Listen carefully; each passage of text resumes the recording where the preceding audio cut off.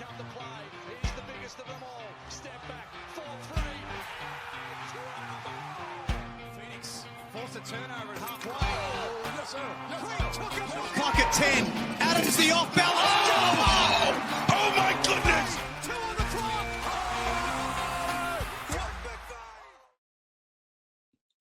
Hello and welcome back to Beyond the Buzzer from the Basketball Fix. We are heading into the last round of the season and there is so much at stake. I'm here once again joined by NBL expert Josh Higgins and a new face on the panel today. It is the Wollongong Hawks championship player, Damon Lowery. Damon, welcome to the show, mate. Thanks, fellas. Thanks for having me on, man. Now, Josh, there has been so much that's been happening over the last week, mate. How are you feeling heading into the last round of the season? Oh, I'm absolutely pumped, mate. It's incredible. Like, it's such a close season as it has been for such a long period of time. The top 5 is really, really close. Like, it's 3 teams that can finish first. There's a couple of teams who could still miss out here. It's a really, really exciting. The NBL, there's not a greater league, I don't think, in the world when it comes down to closeness. And top 6, mate, I'm looking forward to it. But yeah, there's one thing a bit disappointing. The Wildcats potentially may not play at RAC Arena if they do finish 3rd here or first. So I'm a bit pissed off with that, to be honest with you. Yeah, so big news that Kylie Minogue concert might trump the Cats. Well, a bit of a Danny Minogue flavour there as well. Obviously, she's a mad Melbourne United fan, so there might be a bit of, rivalry really coming through, obviously, the music scene as well. But we'll figure it out in time for sure. Damon, it's been a long season and you commentating and being part of the NBL landscape. When you come to this last round of the season, do you feel like a sense of, okay, it's just get over this hump, we're almost home, the season's almost done, or do you get more excited as the intensity intensifies? Yeah, I get way more excited as it gets closer because now we're getting close to that real basketball now. So it's been we spent months and months since September, October, jockeying for position.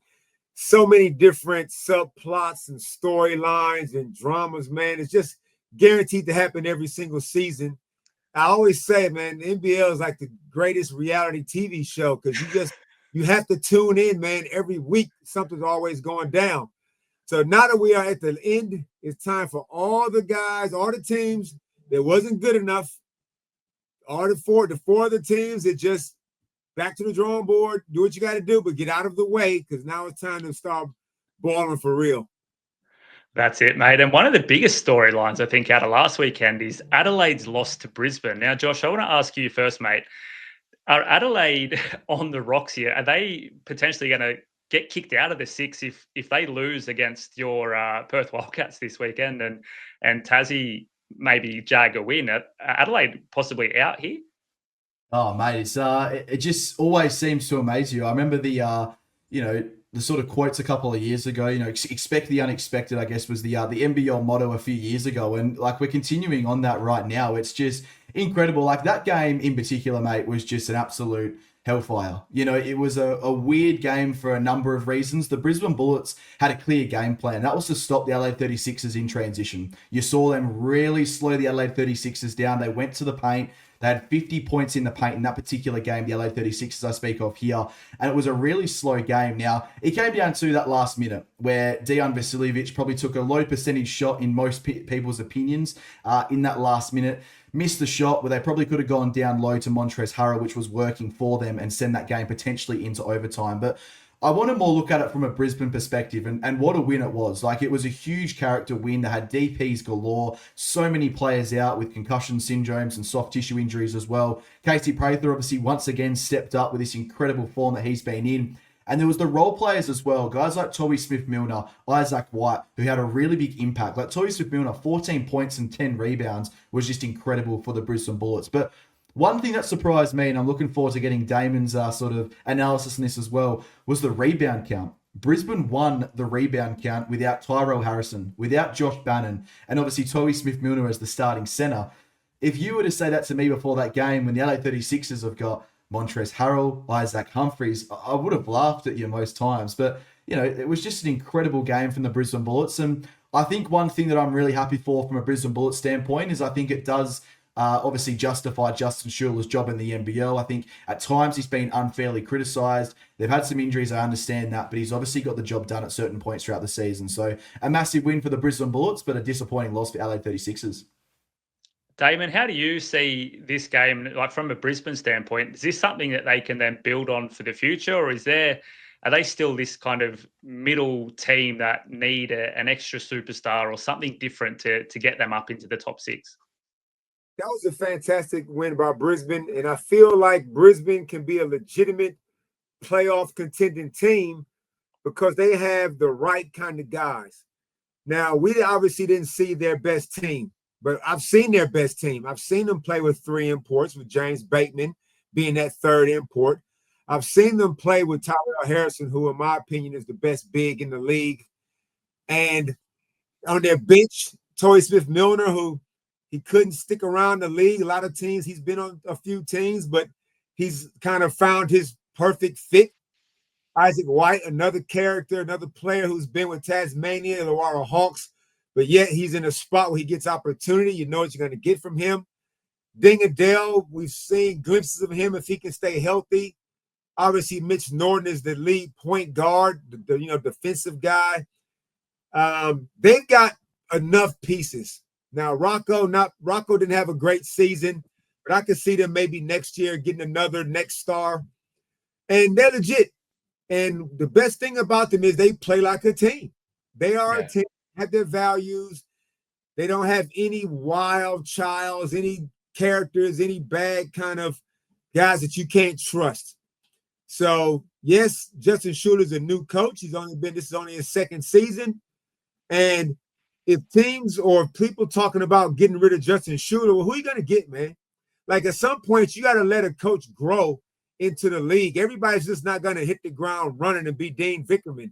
So Justin Schuler has his knockers from his NBL 1 coaching days here in Victoria, but I think he might be the perfect guy for that group. So he at least gets the running back for mine for another couple of seasons. And like I say, they just need to stay healthy because it's hard enough to win.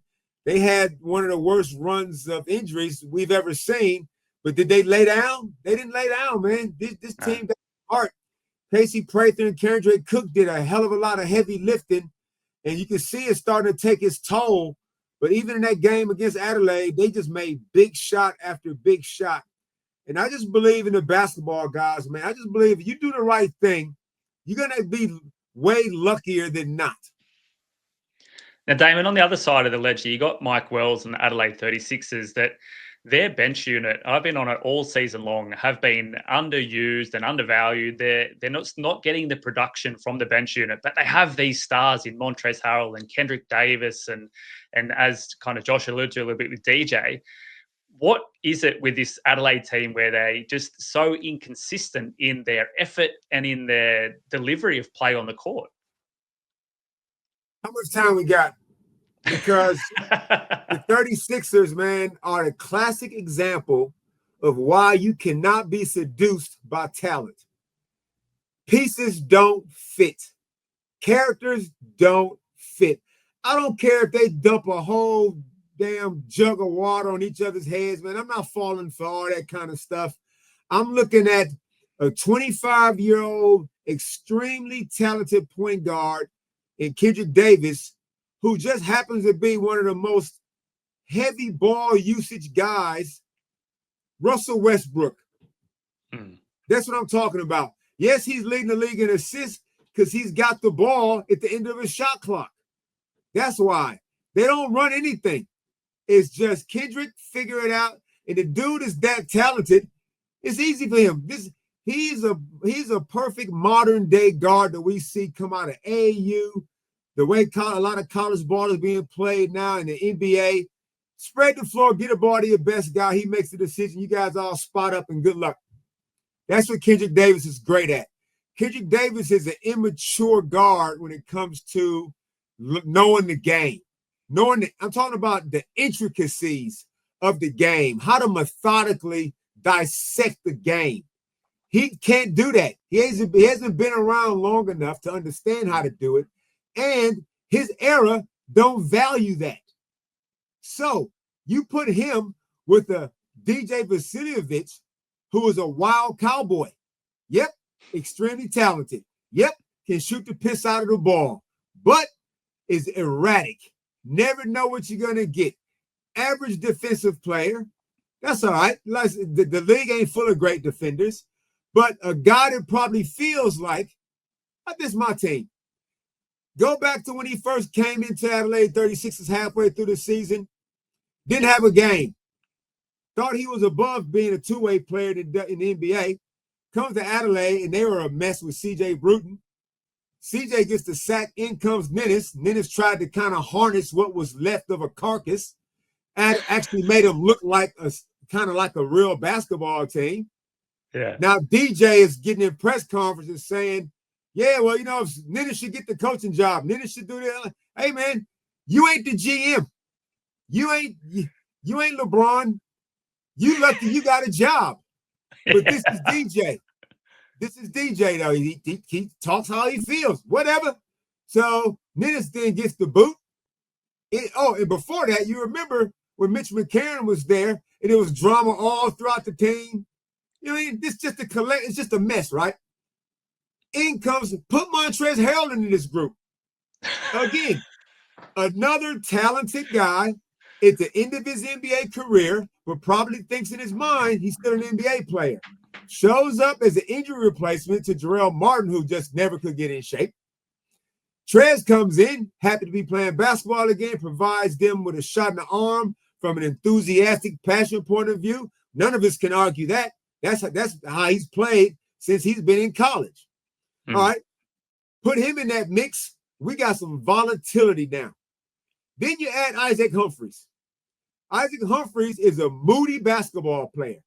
If he's getting touches, he's happy. He ain't getting touches, he pouts. He decides to not rebound, not play defense. Gets in interviews and rats out the coach and the team about, I don't know what we're all doing. Nobody knows their roles. Who does that on national team? Those four guys right there are your four guys. Now, how do you sleep good at night thinking that you're going to be a really great team with that? Not me. So those are the four. And Kendric's going to play 37, 38 minutes, even if they're up about 20. Don't matter. He's going to be out there stat padding. Anytime DJ feels left out, he's going to jack it up as soon as he touches it. All right. So now you got those four. Jarrell Martin comes back in. They ain't giving Jarrell Martin the ball. You can forget it. I actually like Jarrell Martin. But guess what? Jarrell spaced the floor. Don't stand in the corner. You might get it. Sunday Detch, Jason Kadee, those two guys. And I would even throw Nick Marshall in. But Nick Marshall is now getting no run. Started crazy. Once upon a time. Now ain't good enough to play a minute. So he got in the last game. Nick Marshall's the future. Scott Nennis uncovered this dude. He actually reminds me. I didn't play against Scott, but he reminds me of a younger version of Scott Nennis, probably more athletic.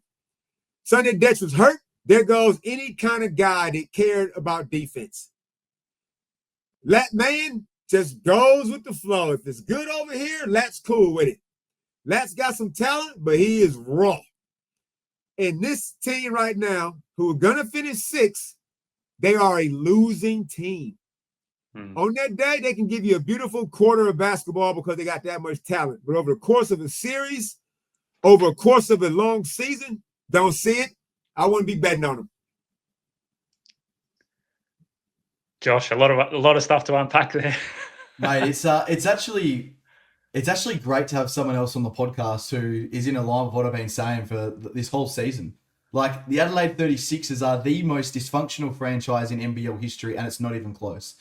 4 of the worst years that we've ever seen from a professional basketball team. I'd nearly go a professional sporting team in Australia. Like, it's been horrible. 5 new coaches in that sort of span there. You're seeing this season. And one thing I want to touch on that Damon didn't go into too much is the Montrezl Harrell, Kendric Davis shit that's going on. And I say that from this standpoint. Kendric is constantly saying, thank you, Adelaide. And sending out these cryptic tweets and these cryptic messages. Save that for the end of the season. You've got a chance to make it into the play-in tournament, and you don't know what can happen from there. Do I think you're going to go all the way? Not a chance. But save that shit for the end of the season. Then you got Montrezl Harrell, who when he sits down on the bench for his 2.5 minutes every single game, is interacting with fans and blowing up at fans non-stop. Right? He's even had a blow up at our man right here, Damon Lowery. Okay? He is more focused about the exterior of what is going on than what's actually happening internally. And that's where when you touch on the words culture, when you touch on the words heart, they've got none of either.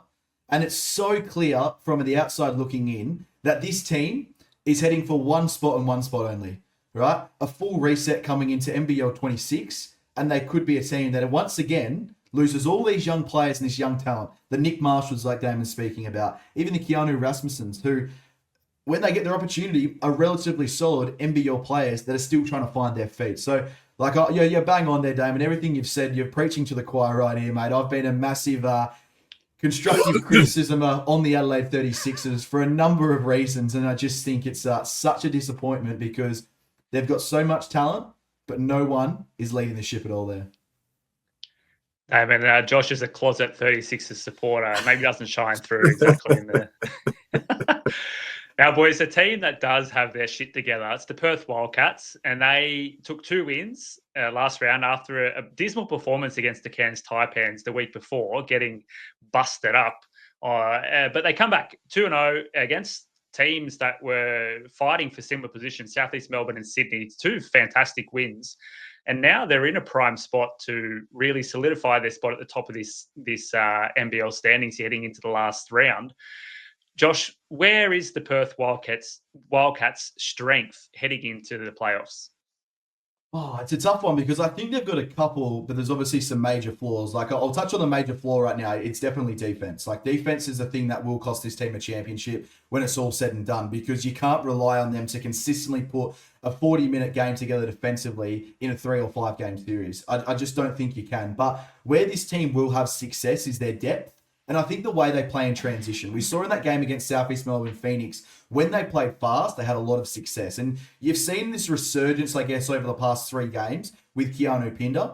And you've seen that correlate with the fact this team's playing a lot faster than what they normally do. And I watch their games relatively closely, obviously, being a Perth fan and everything like that. But this team is playing some seriously good basketball. Now, granted, they had a massive loss to the Cairns Taipans, which they should have won. But they had a really good playoff sort of warm-up, I guess, against Melbourne United that game before that as well. And I guess a lot of people are still forgetting the fact they played 3 games in 8 days. Now, I know that is one thing that Damon's not too fond on, obviously, in terms of, resting players and all that sort of stuff. But it's still a factor to a certain degree. But they come back out this week against 2 massive contenders. People are talking about the Southeast Melbourne Phoenix as the most informed team in the competition. I still think it's the Illawarra Hawks. I know they've had a couple of down weeks, but the Illawarra Hawks are still the premier team in the competition. But the Sydney Kings are no slouch either. They're obviously having these up and down patches where they win a game, lose a game, win 2, lose 2. You don't know what you're going to get out of them, but they're still a top team in the NBL. So to come in here, win massive back-to-back games is really, really crucial. I just want to put the spotlight on one guy, and I'm a massive fan of this guy, Ty Webster. So comes back into this team off the bench. He's an energy guy. He has some good impact. He plays fast.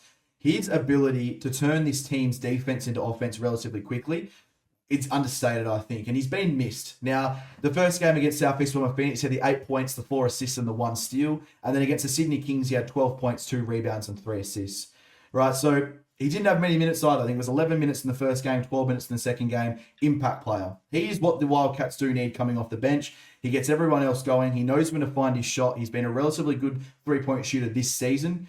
And I think he's one player that can definitely put them over the edge. But it's definitely an exciting time for the Perth Wildcats. There is the slimmest hopes they finish top of the ladder. I still think they're a chance of top 2, but I really think that they'll finish 3rd this season, which is the last chance of any sort of home court advantage when you think about it as well. So a really good turnaround for the Wildcats, but I still think there's a lot of growth to go with the team. Damon, what are your thoughts on, we're all aware of Perth's scoring ability. And as Josh alluded to, their defense has been struggling in some aspect this season. When they come up against a team like Southeast Melbourne that can score the ball on you and also play defense, now they won on a 34-point fourth quarter effort in this last one. But come playoff time, when defense steps up another level, are Perth going to find themselves out of their depth?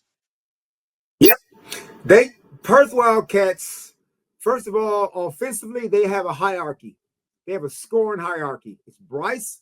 Everybody else fits in around Bryce. Not only that, but they actually do a great job of getting Bryce open. They don't just have a good guy and stick him in the corner and just wait for Bryce to kind of every now and then bob his head up. They do a great job of getting Bryce involved, getting him open, because the attention that Bryce gets, you just can't just rely on him to do it all by himself. So they've got that. Bryce is the fittest player in the league. 40-minute game, traveled, whatever you want to say. At the end of a game, he's still fitter than you. He's not putting his hand up, oh, I need a quick blow. Or, he's not. He has a scoring fitness like Steph Curry. The guys that you have to be fit to be able to do that, get chased around like the way he gets chased around. They've got the best depth they've had in years. They've got a reliable import in Christian Doolittle. I can't remember the last reliable import they had. We might have to go back to Vic Law, maybe back then. I don't know, maybe Casey Prather. But this guy, Christian Doolittle, is their best interior defender.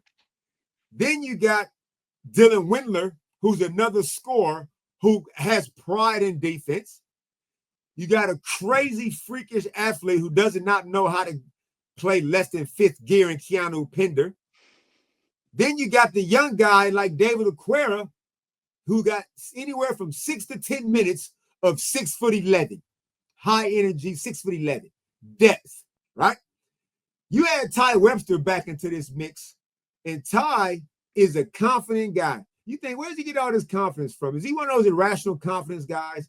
He knows he ain't a great shooter. Don't stop him from making a little midi every now and then. He prides himself on defense, push the ball in transition, and he's one of those. He's a wily vet.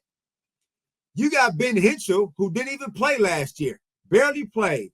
This dude might be the most confident guy after Bryce on the team. He feels like I can score just as good as Bryce. This dude will give you buckets in a heartbeat. Not great defender, but he's a young dude. What else you want from a guy? You can't have everything at that age. Then you bring in Elijah Pepper, another backcourt dude who got full of belief in himself and can score the ball, played college ball. He ain't scared of the big lights, right? They are deep, man. Oh, and then you throw in Jesse Wagstaff just to make the team smarter. We haven't seen much of Hiram Harris lately. That's the way it goes, Hiram. Sorry, man. But this team is deep. Now, defensively, they're only going to be so good from time to time. And in this NBL season, like, you're not going to get teams holding teams under 90 unless a team is just offensively anemic, like the Jack Jumpers from time to time, right?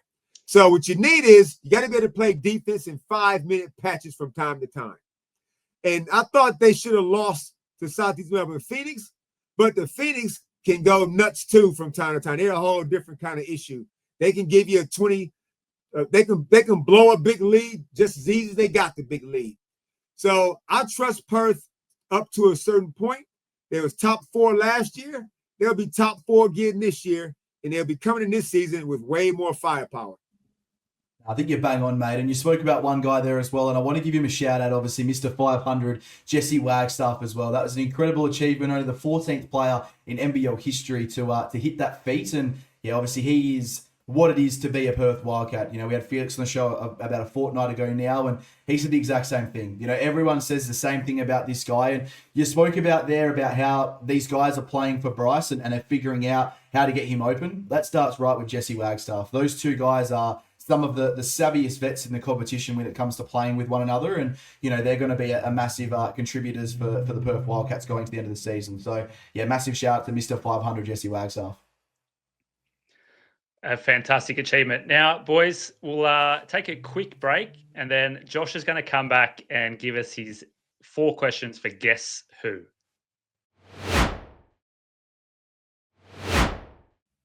Okay, and now we are back. And Josh, it is time for Guess Who, mate. I'll hand over the reins to you.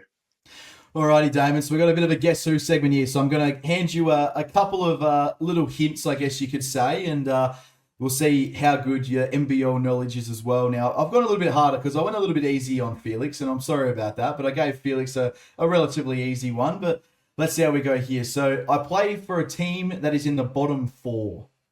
I played for a college team which had one of the greatest NBA point guards of all time. I am a forward center in the NBL, and I shoot with my left hand. That's where you blew it. That's where you blew it when you said he's left-handed. So the bottom 4, Cairns Taipans don't have a lefty. No. New Zealand Breakers has a lefty. Who are the 2 bottom teams? Brisbane Bullets got a lefty, Josh Bannon. He went to Montana. Nobody play NBA out of Montana, and he ain't that tall. Well, he's kind of tall. And the 4th bottom team was Tasmania. Tassie has a lefty, Ian Hummer, and he ain't it. Which leaves us with Sam Meninga. Oh, he's good, isn't he, Ryan? He is very wow. Who went to Davidson, and Steph Curry went to Davidson along with our colleague Derek Rucker. And H.J. Lee went to Davidson from Illawarra. Bang on, mate. You've absolutely nailed that. So Sam Meninga, yes. Look at that. Isn't it nice, Ryan, having a guy who doesn't have to do any research, knows everything off the top of his head. Normally who sits there, Damon, we've got Jeremy, who is, once again, I love doing this because I get a reaction out of him every week, right? He's 3 of 18 for the season, mate. You just come on again. I've given you no statistics, no nothing. You've just gone, bang, Sam Meninga. So well done, mate. Sam Meninga for everyone playing at home as well. Let us know in the comments if you got that one correct, mate. But well done, mate. Well done. It is fantastic. A breath of fresh air having someone else that can get these picks that Josh throws out, and even the difficult ones. I feel like sometimes I'm alone here. All right, boys, it is time. We're getting towards the end of the season, and awards time is rolling around, and the discussion is picking up around all NBL teams. Now, Damon, there was one of our first episodes this season. We kind of looked forward and we said, okay, who's going to be all NBL? And Josh and I had a bit of a wager. And now I think Josh is he's well and truly aware of the money he's going to owe me in a few weeks' time for his atrocious picks into this All-NBL team. But we're here now, and we have the whole season, or almost the whole season, in our rear view mirror, and we can look back and say, okay, well, these players have done a fantastic job. And Josh, I want to throw to you first, mate. I want you to give me your top 5 players and maybe a little bit of a reasoning, and maybe also a couple of guys that maybe just on the edge that missed out. Yeah, well, I'll just start off, Damon, quickly, mate. So the wager was the fact that I thought Cam Oliver was an MVP candidate this year, and he was definitely going to be in the All-NBL conversation because that guy is a genuine freak. We're finally starting to see what is happening with Cam Oliver and the Sydney Kings now. 22-10 on the weekend against the Perth Wildcats. I want to throw to you quickly with this one, mate, all right? Because I need a bit of verification and rectification here, I think, mate. But has Cam Oliver been probably the most underutilised import in the NBL? 100%. 100%. That's incredible. He had 22-10 in 29 minutes. It's a personality thing with him and Brian. Brian says, I got to coach him hard, and he wants to be coached hard, but not from the bench. Not from the bench. And yes, Cam probably from time to time does some stuff that Brian don't like. Like the game that he was mic'd up and he was just yapping, Brian didn't like that. One game a couple of weeks ago, he got into a little verbal stoush with somebody. He got all fired up, subbed out straight away. The guy's rolling, man. He's the only big, he's not a big. He's an undersized. He's not a 5-man. He's a 4-man. Can shoot a 3-ball, but he's scared to shoot the 3-ball because Brian might take him out of the game. But you can let Isaiah Leafa shoot as many threes as he wants, even though he's gone 12 games without scoring a point. He can shoot a turnaround jumper over either shoulder, which a handful of people can do in the league. So now he's been totally underutilized. And to his credit, the guy got to get his money, right? He ain't going to come out and say anything crazy. He's got to just kind of keep his mouth shut, get a job going. Because I think he was kind of almost unemployed the season before. So I'm with you, Cam Oliver. We have not seen the best of him due to coach's decision.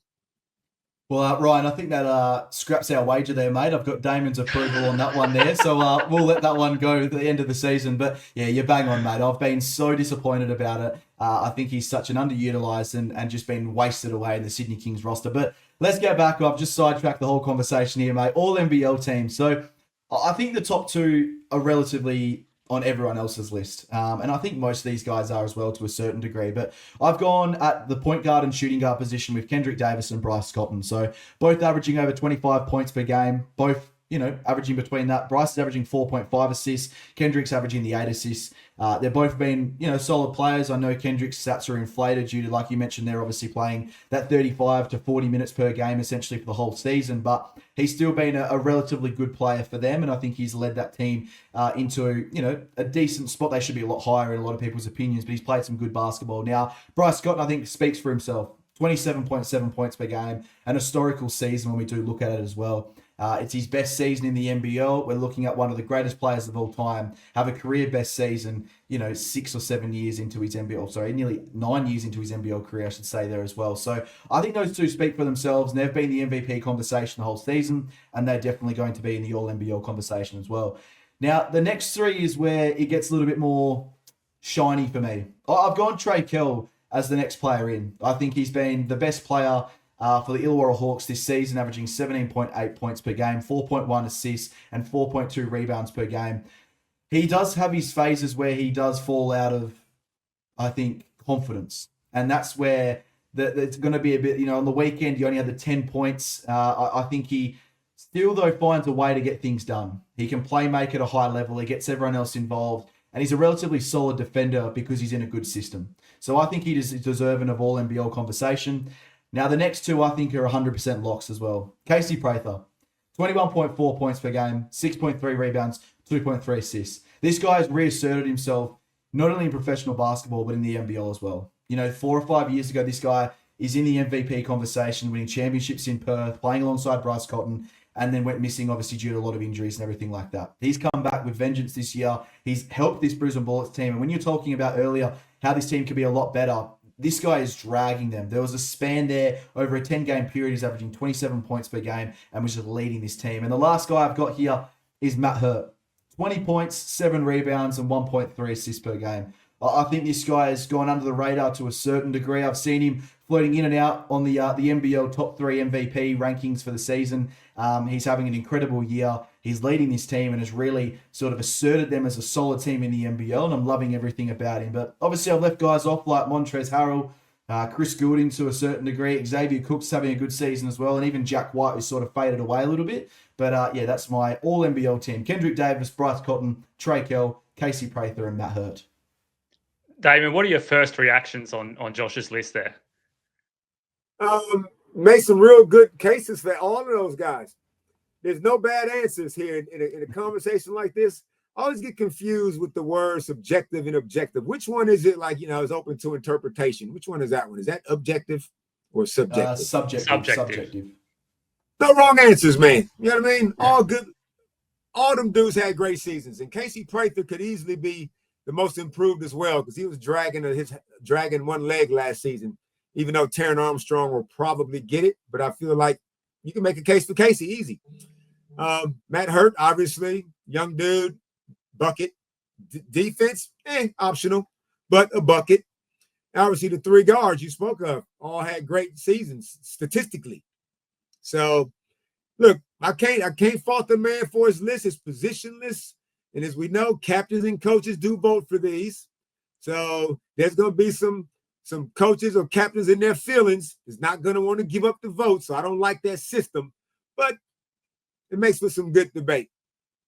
Do you think the standings affect NBL all-team votes here? So like a guy like PJC, obviously he fell away towards the end of the season and he had that 5-game suspension, but does the standings affect a player's ability to be named in this team, Damon? Again, it's up to the individual. And Ryan, it all speaks to what you value. What is it that you covet? If you covet statistics, you can have 5 guys with great stats.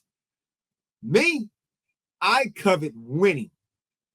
Yeah. Like the Navy SEALs, it pays to be a winner. Winner. So that's where my list might be different to a lot of others. So your list is the starting five for the Illawarra Hawks then. They're fantastic. I love it. Not quite.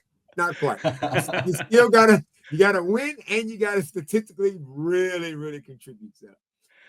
I think like for the Illawarra players as well, like they've played so much better as a team. There's not really one standout performer that has really dragged them through a period. They've all had their spots and their games where they've been brilliant. Whereas, you know, as you kind of alluded to there with Adelaide, it has been really Kendric and to a certain extent Montrez that have been the standout performers of that team, and Casey Prather for Brisbane, and even through the turmoil at the beginning of the season for Southeast Melbourne when Sobey wasn't working and Derek Walton Jr. was injured, it was Matt Hurt that was relied upon to score the ball and get them over the line.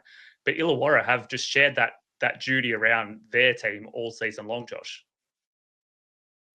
Yeah, well, I think you're bang on, mate. And like you're also bang on there as well, Damon, we're talking about subjectively and everything like that, because to a certain degree, winning is a great thing. But when you've got players having statistical outrageous seasons, which we've seen with Kendric Davis and Bryce Cotton, I think they speak for themselves to a lesser degree. And the hard ones I think the hardest for me was the Trey Kell, maybe potentially Montrezl Harrell season. And the tiebreaker there was success. So one's first, and the other potentially could miss out on the top six. The slimmest of chances, I'm pretty sure Adelaide have got to lose by 30, and the Tasmanian Jack Jumpers have got to win by 30. It's as simple as that. So they'll make the six, and that's a given, I think, right now. But that was what it came down to. But I think Matt's had an incredible season, and we speak about this so often, and I hear it all the time in the NBL with you guys as well, how hard it is for a first-year import to find his feet in the NBL. And we've seen a number of them this season. And I'm not sure if that's an attribute to the way the NBL's changing in terms of getting more similar to the NBA game, where it's more focused on offense than it is defense. And I think that's a genuine thing to really have a conversation about for another day. But statistically, these guys are having seasons across the board, which we just don't see from first-year players. And, 10 years ago, this league was all about defense. And even 5 years ago it was. But defense has just dropped off massively. We're seeing teams average over 100 points per game, and we haven't seen that many times in NBL history in the past, 15, 20 years with especially 40-minute games. So, yeah, it's a very interesting conversation, and I'm looking forward, obviously, to seeing the final teams announced, because, like you said, there's no wrong answer, but there's no right answer as well. What are your thoughts quickly on that, Damon, about the drop off in defense? Has it come from a more of a focus towards the offensive end, or is it just because the offense has gotten so much better that the defense hasn't caught up yet? The era has changed. I've been around the eras from the early 80s when it was all about, the grind and keeping teams at low scores. The 90s when it was everything the individual pride players took and getting scored on. A little bit of the 2000s, but the era now is flipped, whereas it's all about scoring. You have to outscore teams. Yeah. You listen to every single timeout when the microphone goes in the huddle. You don't hear one coach say anything about defense. It's all about what we're going to run next, what we're going to do next, not how we're going to stop this team. They don't do that.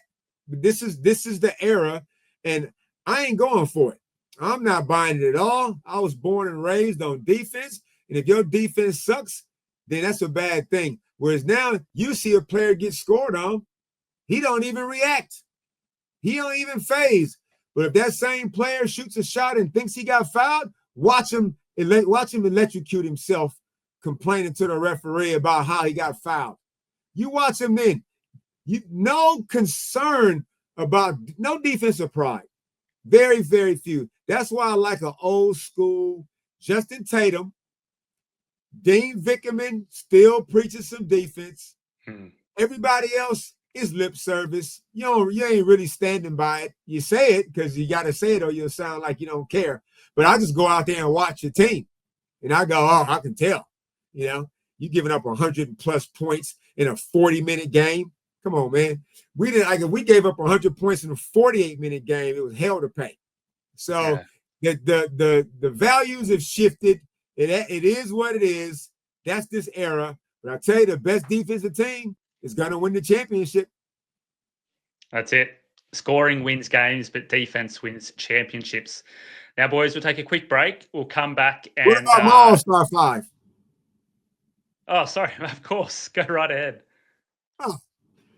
Boy. So, my All-Star 5, you ain't getting in if your team ain't winning. Simple as that. Unless you down there averaging 50, sorry, no disrespect intended. So, my first team, Tyler Harvey. I picked Tyler over Trey Kell because I feel like Tyler has been more consistent. Now, yes, Trey might be averaging 1 point more because he might have a bigger game to bump up his average. He might have a 34, whereas Tyler just goes 17, 17, 17 at a very, very efficient rate. Tyler in. 2 guard, Chris Golden, averaging 19 points a game, if I'm not mistaken. Your team, Chris, is second on the ladder. Chris gets hounded on defense. Now, just like Bryce, he don't dribble to create a whole lot, although he can. He is a sniper that we ain't never seen. We got to go back to dudes that we can compare to him don't play basketball no more. I got Chris Golden in there. My third player I got in there, I got Xavier Cooks, about 16 and maybe 9. Does a bit of everything, 4 to 5 dimes a game. I've got in there Matt Hurt for the same reasons you said, Josh. And my other guy I had is obviously Bryce. Sorry, Bryce Captain. I thought you were going to leave him off there. I got scared. Yeah, no, no. That's ridiculous. So Kendric, your team is a losing team. And not just you 2 games under 500, man. I don't care.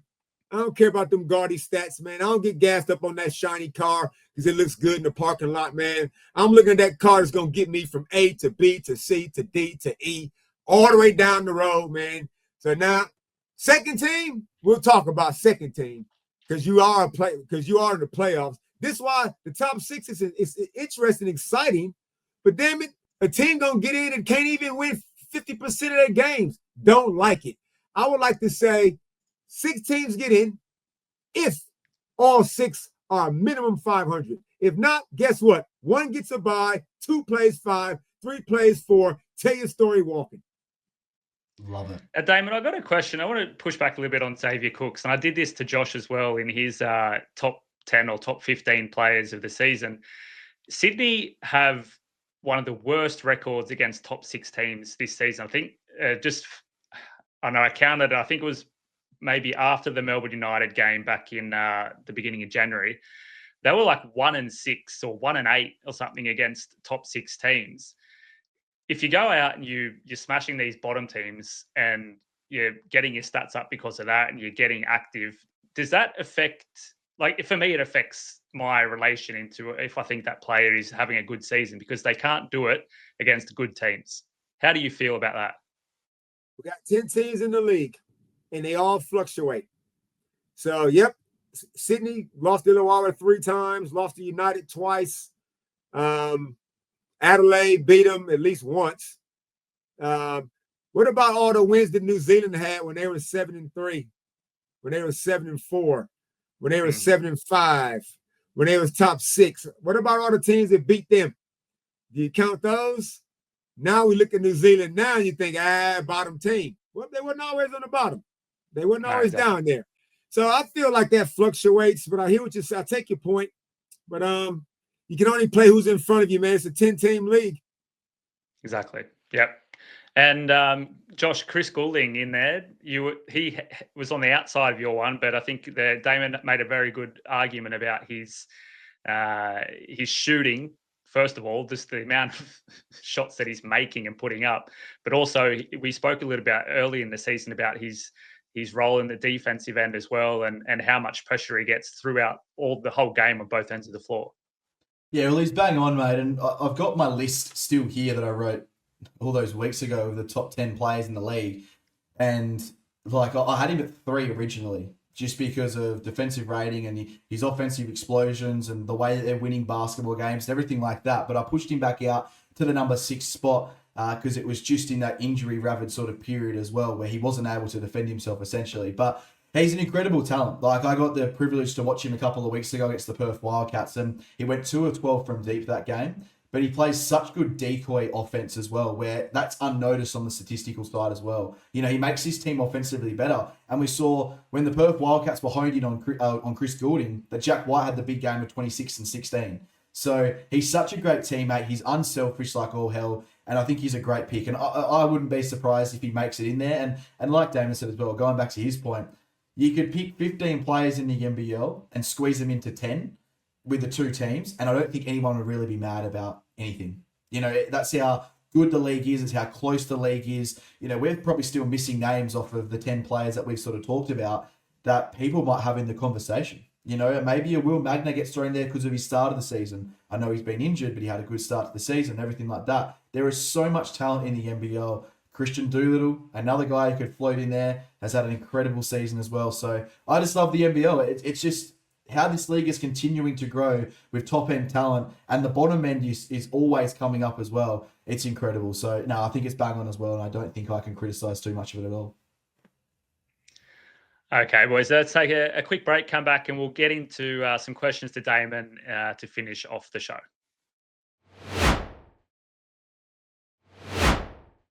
Okay, welcome back. Now, we were so happy to have Damon Lowery jump on the show with us this week. And as we like to do, we ask you a few questions about your time as an NBL commentator and your thoughts on the league. There's so much we could open up here and talk. We talk for hours, but we only have a certain amount of time. We don't want to keep you all night either. Josh, I'll hand over to you, mate, to kick us off. All right, this is more of an NBL question here, David. Now, we've obviously seen the Luka Doncic trade in the NBA with Anthony Davis and just the berserk reactions, I guess, from a worldwide perspective. Do you ever think the NBL could adopt somewhat of a trade period mid-season? We see some of these guys, like a Cam Oliver, which we spoke about earlier on in the pod. He's a guy who I think would have been an attractive prospect for a lot of teams in the NBL who would have been after that sort of player at a 4-5 position who can score, rebound, and defend quite solidly. Does an NBL trade period make any sense for the NBL? I know we're speaking dreams. What are your thoughts on that? Yeah, no, this topic has come up a few years, and I know Andrew Bogut is kind of floating it around at the moment, but I don't think it's practical. I don't think it's realistic because, A, we got 10 teams. Guys are making way better money than what we did when I played, but they ain't making enough to go and leave their kids and go live in another city and leave their wife who's got on it ain't enough. You ain't doing that for $300,000. You ain't doing it, man. It's a long kind of a season. It's just not enough dough. So I got to leave my house. I'm taking my kids to school every morning. I got to go to Tasmania. I got to go to Hobart just because you traded for me and put me up in a hotel room. Nah, man, not happening unless we talking millions. Now, Damon, I've got one for you here, mate. If the NBL were to expand and bring in a new team and it's open slather, okay, this team gets to choose their player that they're going to build their franchise around, and you're the person making that decision. Which player currently in the NBL do you build a new franchise around? We talking import or local?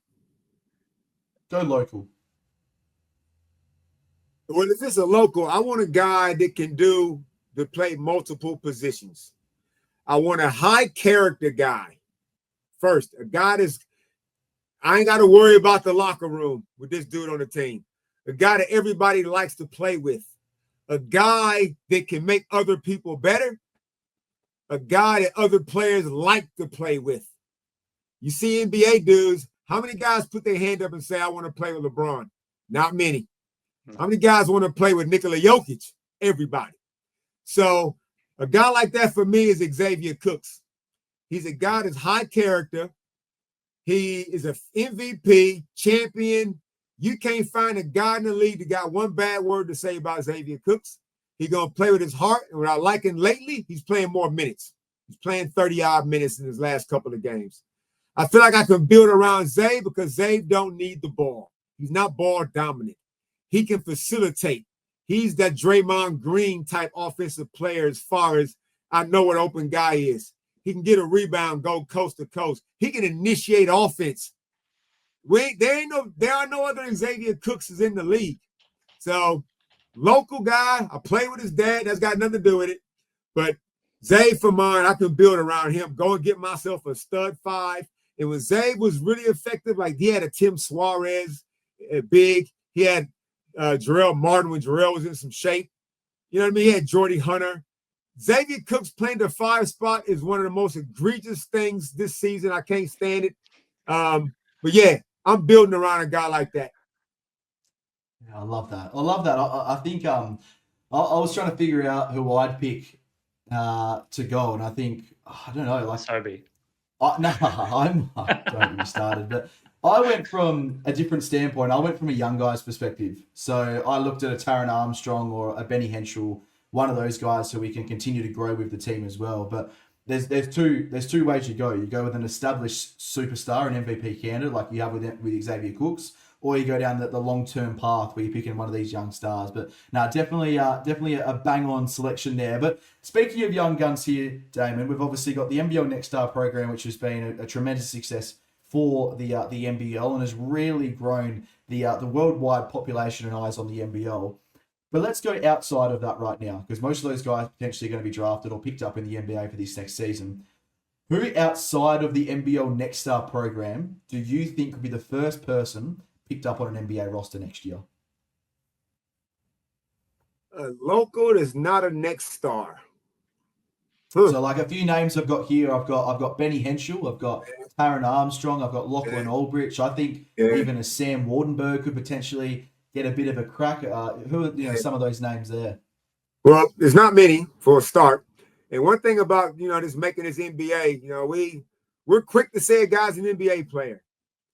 That's the hardest damn league in the world to make. They only taking, 60 a year? So, and we've got, outside of the Next Stars, I don't know if any of our Next Stars are first round picks. Rocco's hoping to hear his name, but from what we've seen, Rocco is probably not. But you got to get in the league and stay in the league, not just get drafted, then you end up playing G League. So, look, all those names you mentioned, Josh, Taron Armstrong is probably the most NBA type because of his size at point guard. I'm not 100% sold on his leadership at the point. But then again, this is the era where you don't need a whole lot of that. As long as you can score the ball and run a pick and roll, that's pretty much all you need these days. So probably Taron. Yeah, I think it's a tough one, eh? I struggle to, like you're saying, I struggle to sort of see that guy who is bursting out, screaming NBA talent, and I don't really see it. Like, hey, Mojave King. Mojave King, yeah, he sort of had his chance though as well to a certain degree in the NBA. It's so tough. Like, I want to throw one little question back at you right now, and I've been a big believer that I think Rocco shouldn't declare for the NBA draft this year, and I think he should go back to Brisbane for another season, or just completely switch up and go to an established franchise like Melbourne United, for example. I know they've already got Dash, but as someone with some really strong culture that's already set and really developed this season. What are your thoughts on him electing for the draft? Because I think if he gets picked up now, he's going to be in that sort of 35 to 50 mark. And, is he going to be wasted away in the G League essentially or something like that? I feel like when Rocco, if he would have came out last season, he was too young.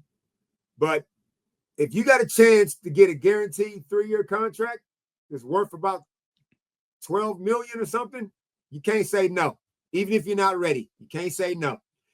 Because they'll stash you anyway. You'll get the guaranteed money, and you'll be on the end of the bench. Next thing you know, you'll be in the G League, or next thing you know, you'll be playing for Panathinaikos or somebody. So I feel like Rocco is definitely not NBA ready. He's not. And if you're a second-round pick and you got to make that team, you can always go and have a go. And if it don't work out, come back to the NBL. It's not like college where you forego your college eligibility. So what do you got to lose? They said we spoke to I think it was to Felix about this as well, or maybe it was even Liam. But the development opportunities to Rocco in the US in the NBA system, whether it is with a G League team or an NBA team, I think he might have that opportunity to develop more in his role and in his space over there than what he could get here, because just of the lack of experience that the NBL has and the coaches in the NBL with a player of his size. What do you think about that, Damon? Yeah, Rocco, see, the G League is not suited to a big guy. G League is running gun up and down. Come set a pick, you ain't gonna never get the ball back. Rebound, block some shots. No post touches. Well, that's this whole era pretty much in general. Then you come to the NBL, and if you can't make an impact, he had his chance this season to do way better than what he did. So Rocco's got to mature physically, but he's got to mature emotionally. At some point, man, you about to get thrown into the deep end, and right now you ain't ready for the deep end. You still got your floaties on, so you gotta harden up. So I'm gonna go to Europe, where they're gonna beat the shit out of you, where they value post play, value physicality. That's what Rocco needs. But does Rocco want that? Don't know. I don't know him personally. I don't want to speak on his heart, but I just watch him play, and I'm going, yeah, you're going to get to a team where guys going to act like you're not even on the floor in America. In America, you're not even on the floor. So unless you are pick and pop big, which you're not. So I would like to see him. I don't care if it was a Division II level somewhere in Europe. Go over there, man, and become a man. Love it, mate. I think it's definitely some good advice. Now, mate, we've had an incredible time with you here, and I've really appreciated all your time. We've had a few conversations here and there, and we linked up over a meme that I posted a while ago about Montrezl Harrell and yourself in there as well. And it's been fun, mate, and loved everything you're doing for the NBL. Now, one thing I want to touch on quickly right now is what you've been doing off the court. And you spoke about it earlier, that Navy SEAL mentality. And you've done so many incredible things. You've done your 24-hour bush run last weekend, I believe it was, mate. And, mate, tell us about that, because that's one incredible. I struggle to run 20 minutes, if I've been honest with you, mate. My physical aerobic ability as a footballer is absolutely shot. I'm a burst player and a burst runner, and that's about it. But 24 hours of running, mate, I couldn't think of anything worse. Yeah, it was my second annual 24-hour bush run. I had to make it tougher. I did it last year, January 26th. This year, I added a weight vest, an 8-kilo weight vest to make it harder. So I did 118 Ks in the end on the day. So 59 with the vest, 59 without. And yeah, man, where I'm at in my life right now. It's all about testing myself. That's the only way you become emotionally resilient. If I had this kind of attitude back when I was playing, I'd have had a way more successful, probably a longer career, but I was emotionally fragile. So I realized in retirement I had gone soft, and I said, I can't live like this. So I decided I'm going to start doing some physical, tough stuff and build myself up. And once I did that, I realized what was holding me back is always your thoughts, always your demons, always your desire for comfort. You think guys are tough, all you got to do is get them out of their comfort zone. You'll find out how tough they are. They'll fold. So I said, I'm going to put myself under these kind of tough situations. I'm going to push my own buttons to find more of myself. And since I started doing that, I've never felt more alive, man. So this is how I live my life. This is why I feel like my integrity is rock solid. My word means something. Like, in the past, you hear people talking now, I might do this. I'm thinking about doing this. I'm like, are you going to do it or not, man? You're too scared to make a decision because you don't want to get out of your comfort zone. And as soon as you do get out of your comfort zone, you'll quit. You'll quit with ease. Your flight response kicks in way too quick. So this is what I do now, man. So when something comes to mind and it's hard, I'm like, yep, I'll do that. So I'm in the third quarter of life, man. I don't know how much time I got left, but I'm going to get the most out of it. Damon, was there something in that process of you changing in yourself from that type of person that you described to the person you are now? Was there a single moment where it kind of the light flicked on? Was it a choice and a decision in the moment, or was it a gradual kind of movement? Two choices, two moments happened. I'm playing against my mate who's like 20 years younger than me. He was the guy that actually ran the bush run with me. He only made it to like 55 Ks, which was awesome because the most he'd ever run was 21, but he was broken. But we used to play one-on-one all the time during COVID, 2021 lockdown. And we played normally 9 games of one-on-one. And I used to play basketball still back then, and I quit after 3 games because I was too tired. So the first thing I realized was, oh, shit, I'm soft. Who quits? I ain't never quit before. Like, quitting is so easy to do. It's so easy to do. I can't believe I quit. So anyway, I had to be truthful with myself.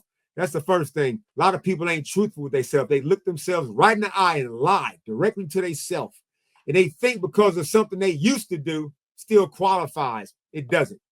So once I started the journey, I'm going to get out of my comfort zone, start running. I don't listen to nothing because you need to listen to all the things that hold you back. I call them my demons. So my epiphany that I had, I realized that all you had to do, like I could be physically strong. I felt like I was a physically strong player when I played. I was in the gym 5-6 days a week. My body was in pristine condition. I felt like mentally I was tough. Like, yeah, let's go, Damon. But emotionally, that's the thing they don't talk about. All I got to do is make you mad, man, or make you sad.